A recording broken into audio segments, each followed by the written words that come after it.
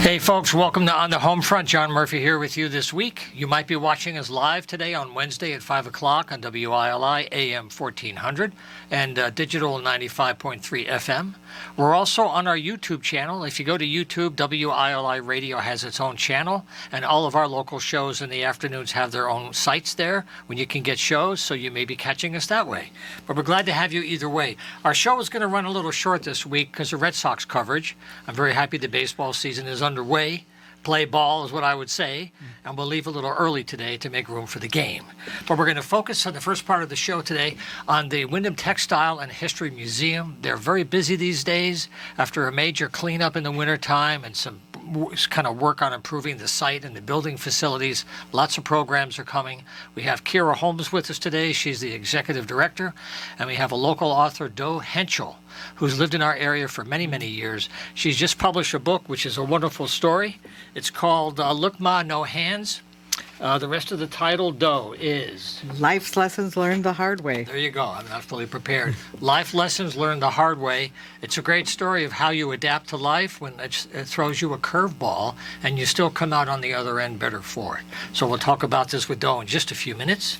Do, it's great to have you here in the room. Well, it's wonderful to be back, John. You betcha. So first thing we'll do with Kira is give us an update. What's happening for April for you?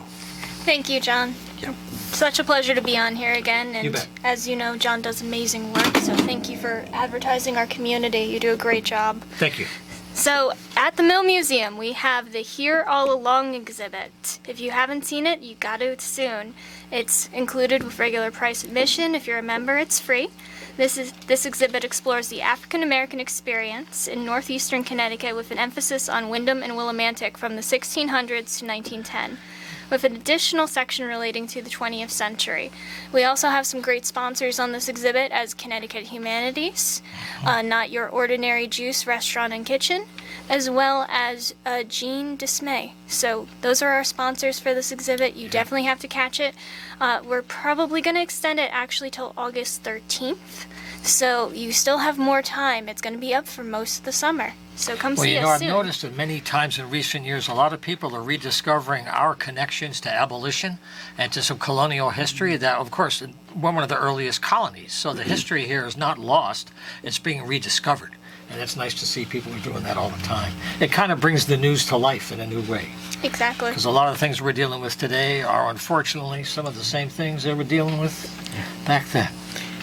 Yeah.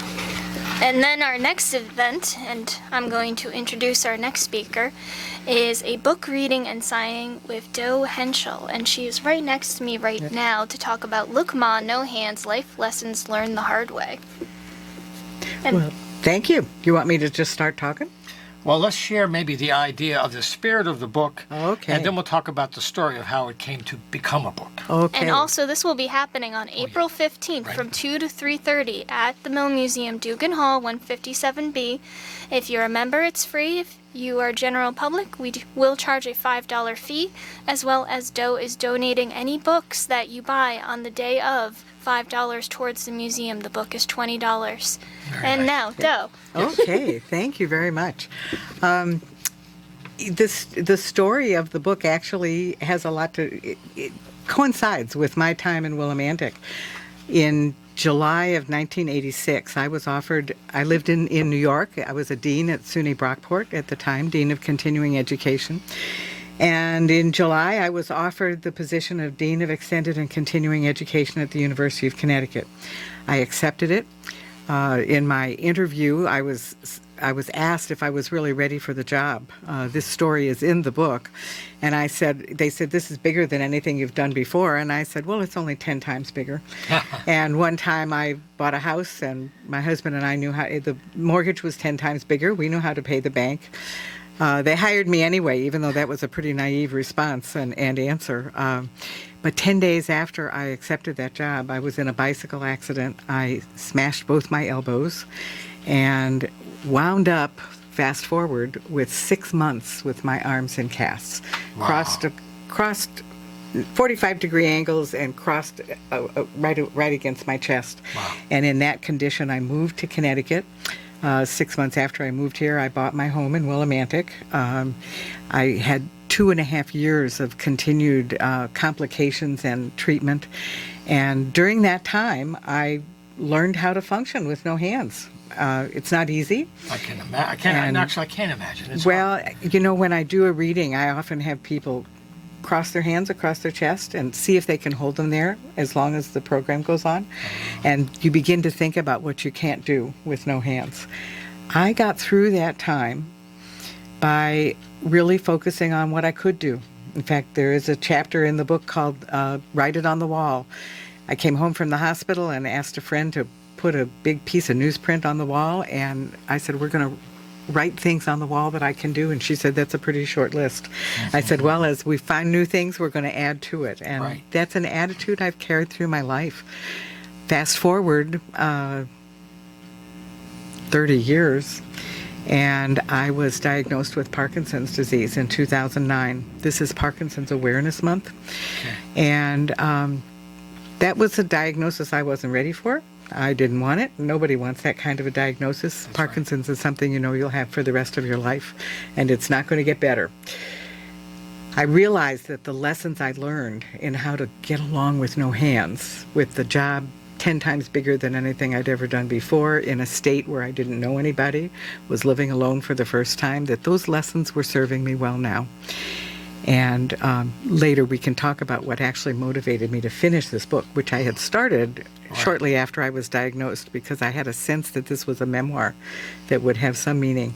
People tell me they laugh and they cry as they read the book.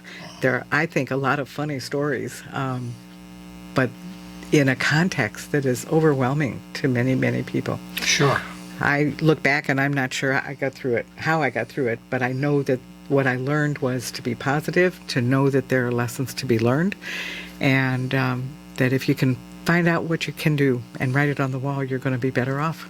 That's wonderful. And finding humor is so powerful. Mm-hmm. It discharges a lot of stuff that otherwise is still locked in, right? Just in a laugh. My neurologist has often said she wanted to put me in a bottle and give a dose of dough to other Parkinson's patients, because she said, you have such a positive attitude. Yeah. I will tell you, I am 80 years old. The book was published right around my 80th birthday. We missed it by a few days. I'm 80 years Happy old. birthday. I am still, thank you, I am still working full time. And I have no interest in retiring again. I retired from higher education and took on a part-time job at the time with Leadership Greater Hartford to develop a leadership program for people who were retired.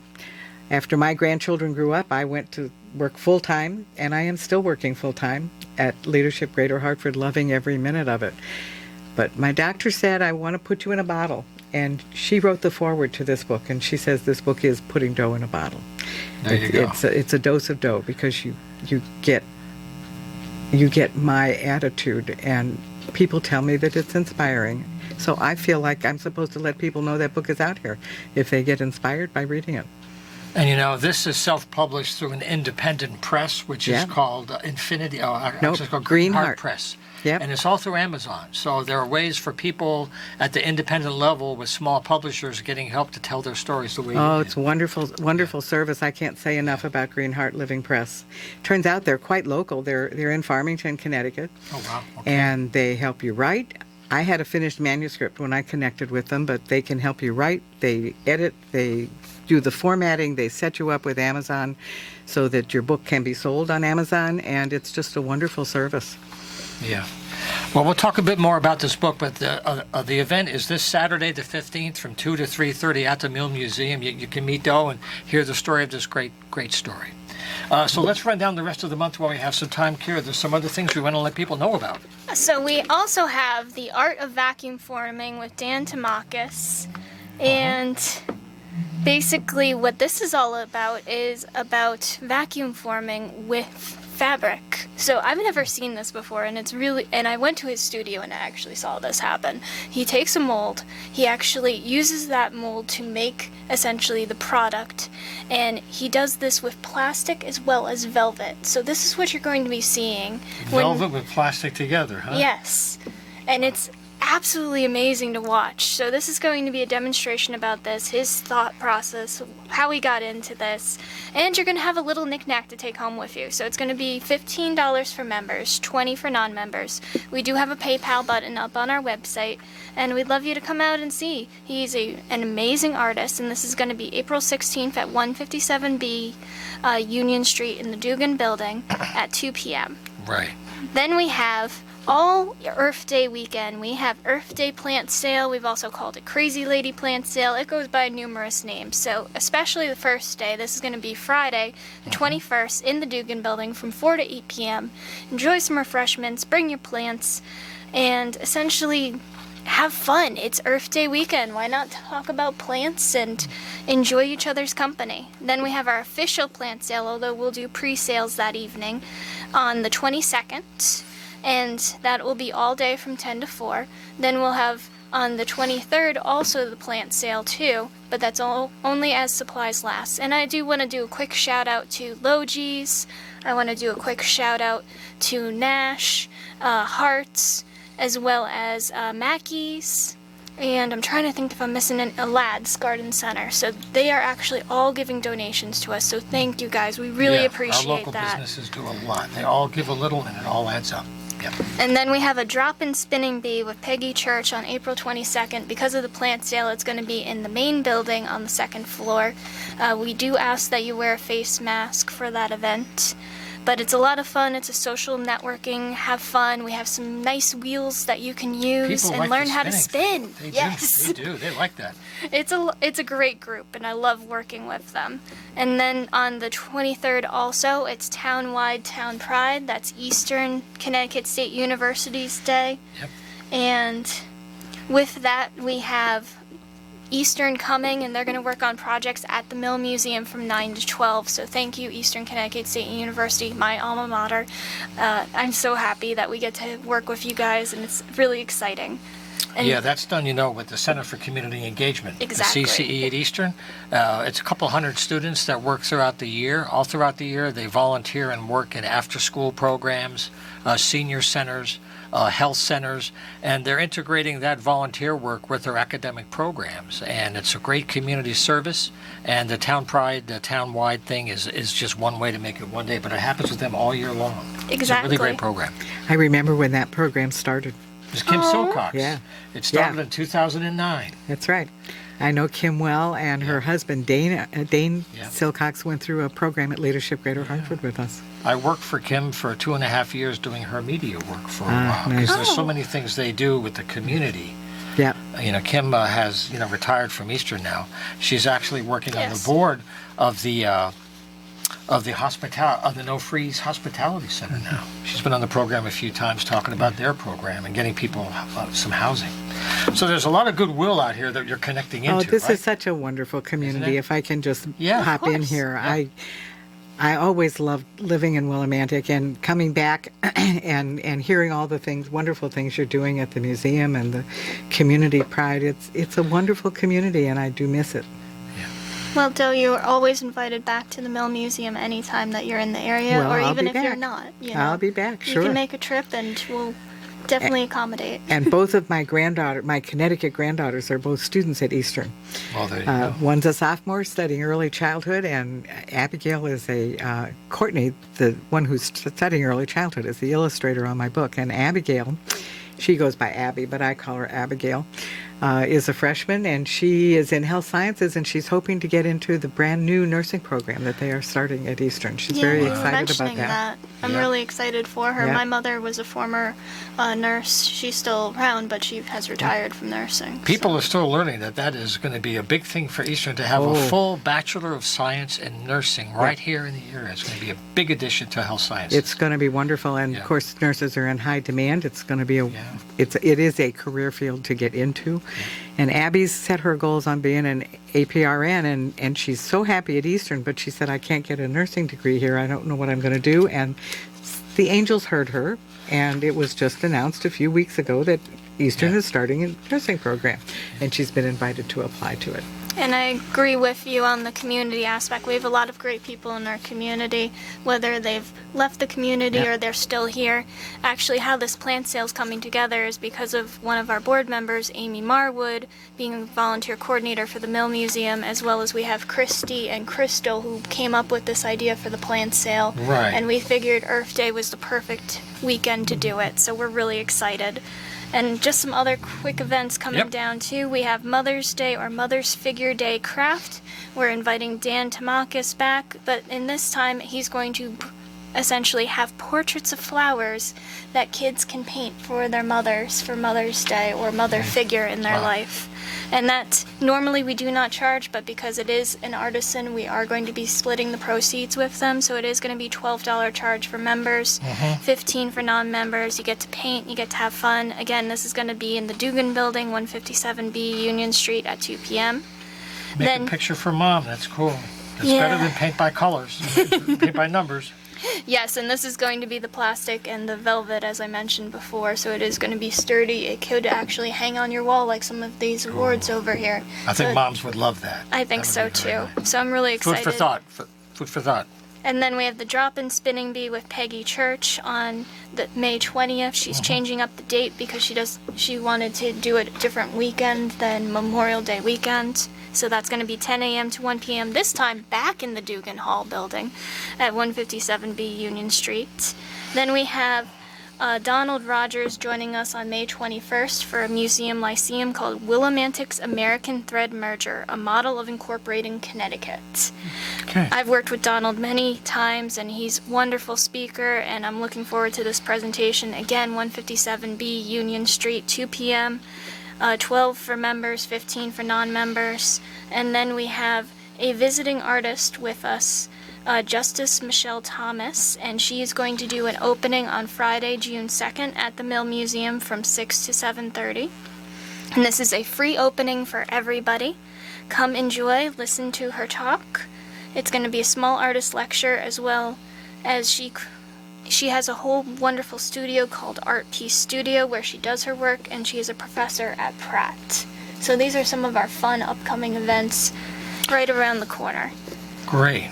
Well, we have a few more minutes today. We're doing a slightly shorter show than usual because of some early Red Sox coverage. But I want to mention a couple of things with Doe while she's still with us today.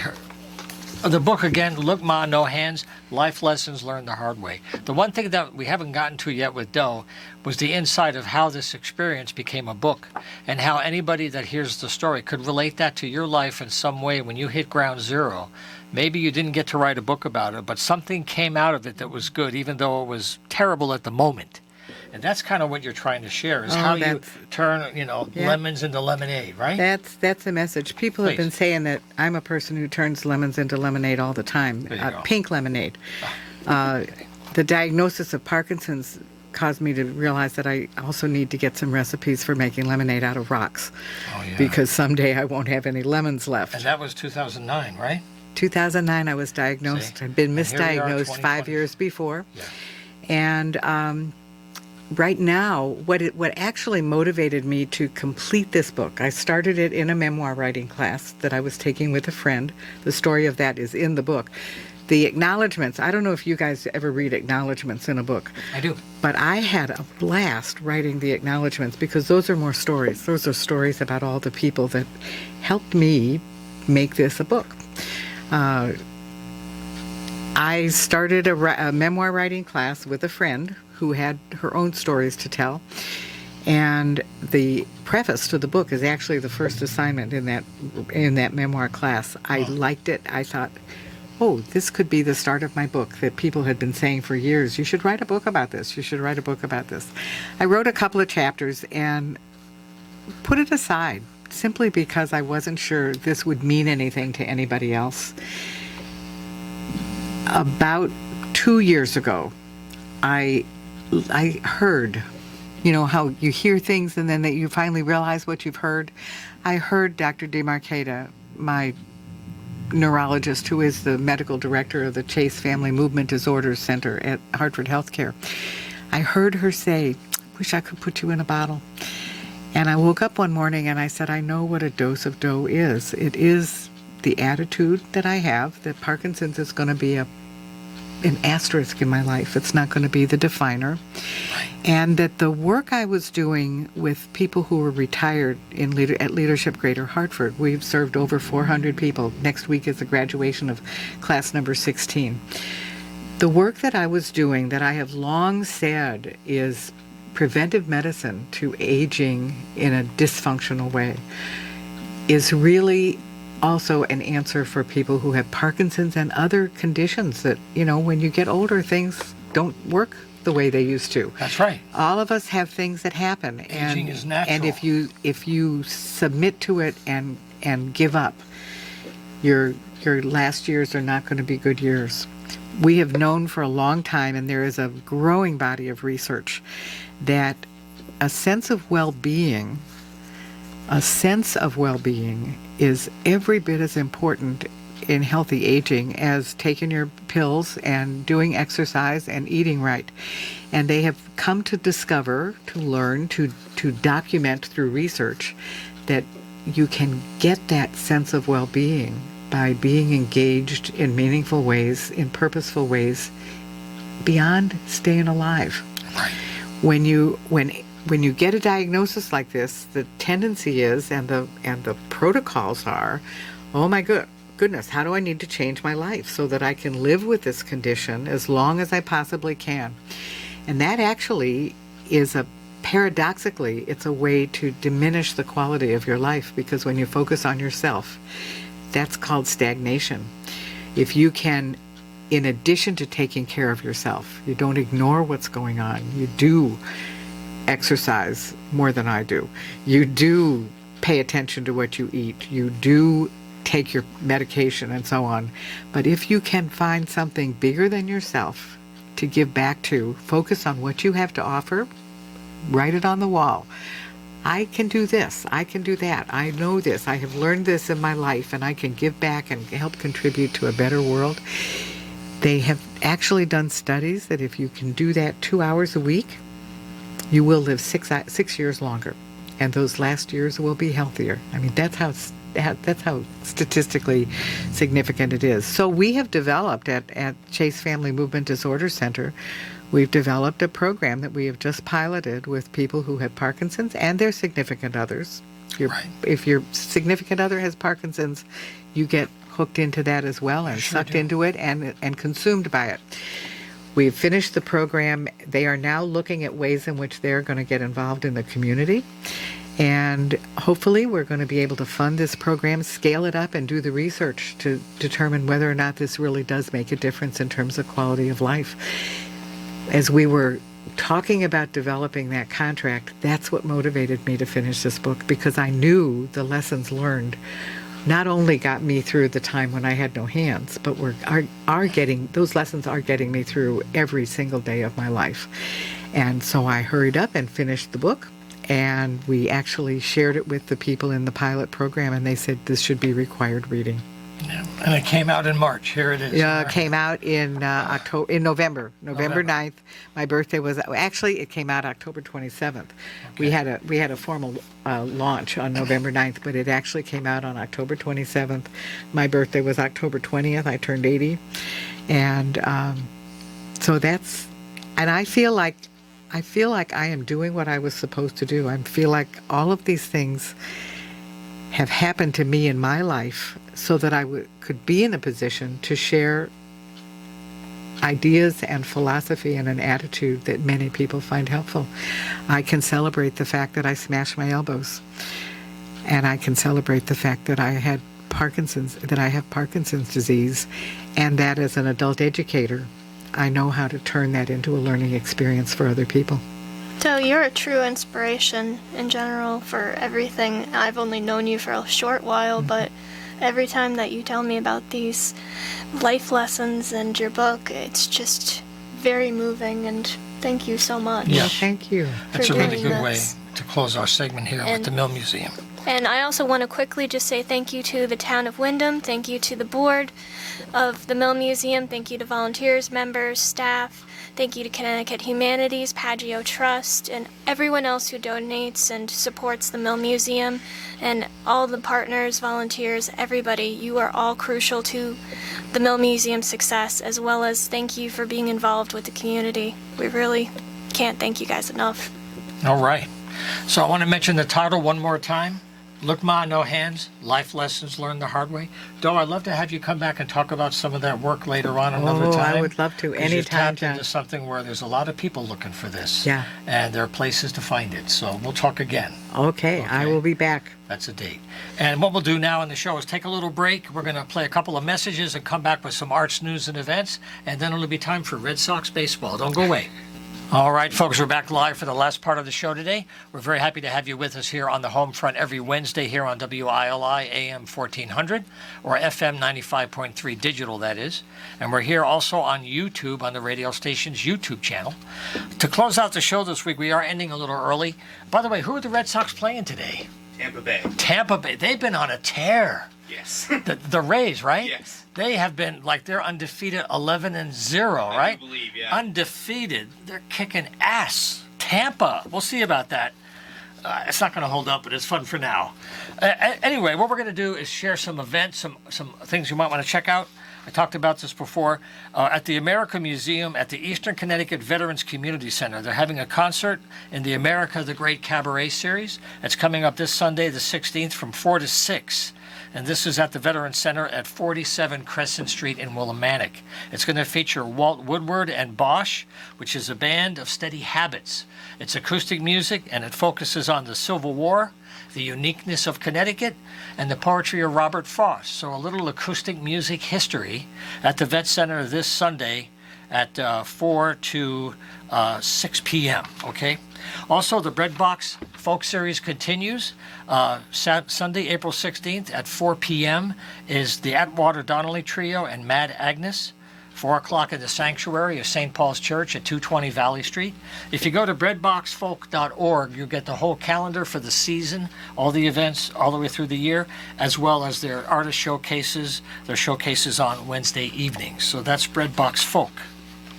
Speaking of folk, I want to mention Kate Taylor is back in the area after a couple of years. I spoke to her on the phone earlier today on WECS. She has a new release out called Why Wait? And she's at the Packing House on April 22nd in the evening. And that's going to be at the Packing House in Willington. If you go to thepackinghouse.us, it's the website with all their concerts. You can find out how to get to them. They're only a few miles north of us here on Route 32. It's a great local venue. Lots of music there. 2 more notes of theater before we close up. At Eastern, the arts program is once again providing an incredible experience of the new technology they have in the Fine Arts Center with faculty and students doing creative storytelling. The next one they have is from April 20th to the 23rd and the 27th to the 30th. And for this one, they're doing the 25th annual Putnam County Spelling Bee. And it's going to be unusual because it involves audience participation. They're going to bring people from the audience up to do improvisation during the spelling bee. Each time will be different. It'll be a little bit different, but a lot of fun. And if you go to the Eastern website, easternct.edu, just go to Theater Productions, and you'll find out how to get tickets and the times. But it's coming up April 20th to the 23rd and the 27th to the 30th. The Bradley Playhouse is coming up on April 21st to May 7th. Is Into the Woods. I've got tickets with Rita to go see that show. It's the Stephen Sondheim. It was a great show for Broadway many years ago. It's about what happens when some of the happily ever stories aren't always happily ever after all. And they're doing it at the Bradley in Putnam, a great theater. The BradleyPlayhouse.org is the website for their whole season, which is already underway. Next week, we're going to have people on from the Dionysius Theater at the Arts Center East. They're doing a special live drama presentation of Private Wars up in Vernon. That'll be later this month, so we're going to have them on next week on the show. So we're just about out of time today for this week. We'll be back next Wednesday, and we'll close out the show by sending you our thanks for always watching or listening. If you want to get involved, use the email john@humanartsmedia.com, and we'll arrange to have you here to tell your story. And we're going to leave you with Willimantic, USA, and we'll see you next week.